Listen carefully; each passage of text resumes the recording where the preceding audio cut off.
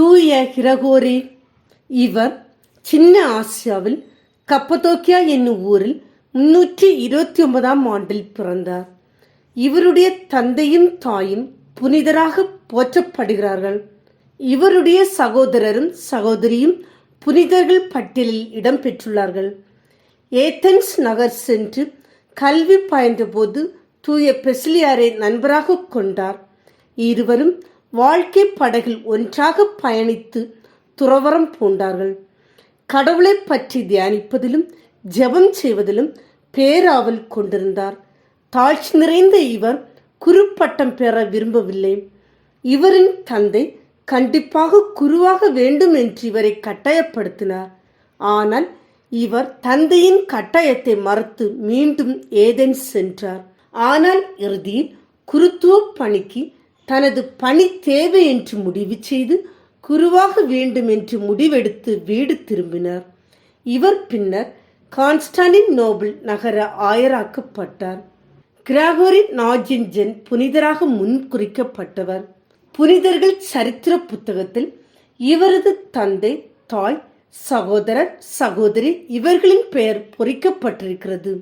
ஆனால் கிரகோரி அவர்கள் அனைவரையும் விட உயர்ந்த இடத்தை பெற்றுள்ளார். இவரது தாழ்ச்சி, தவ முயற்சிகள், எளிய வாழ்வு இவற்றை கண்ட எதிரிகள் இவரை ஏளனம் செய்தார்கள். இவர் எங்கும் வெற்றி பெறுவதைக் கண்ட நண்பர்கள் இவர் மீது பொறாமை கொண்டார்கள். எனவே இவர் தம் பதவியை விட்டு விலகினார். நம் எதிரிகள் தங்கள் ஆசிரியர் யார் என்று தங்கள் நடத்தையால் காட்டுகிறார்கள். நாமோ இயேசுவை நம் ஆசிரியர் என்று நம் நடத்தையால் காட்டுவோமாக என்று இவர் அடிக்கடி கூறுவார்.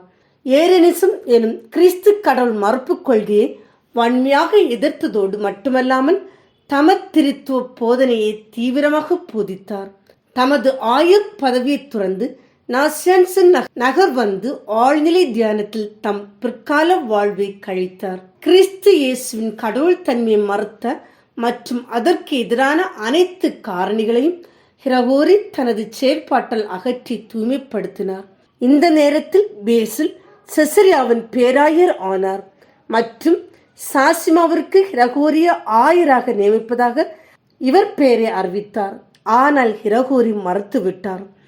ஆனால் கிபி 380 கான்ஸ்டாண்டினோபிளின் திருச்சபை மீண்டும் கட்டியெழுப்ப ஆயர் குழுமத்தால் கொடுக்கப்பட்ட அழைப்பை இவரால் மறுக்க முடியவில்லை.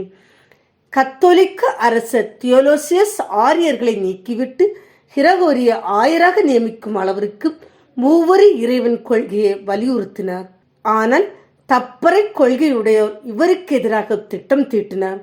முரண்பாடுகளால் மனம் நொந்து ஆயர் பதவி துறந்து நாசின்சென்னுக்கு திரும்பினார்.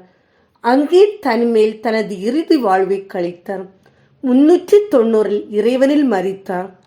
இறைவனுக்காக வாழ்ந்து இறை திட்டத்தை எங்கும் செயல்படுத்தி இறைவனில் மரித்த இப்புனிதரின் வாழ்வை நம் வாழ்வில் விதைப்போம்.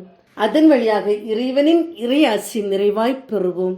தூய கிரகோரி எங்களுக்காக வேண்டிக் கொள்ளும்.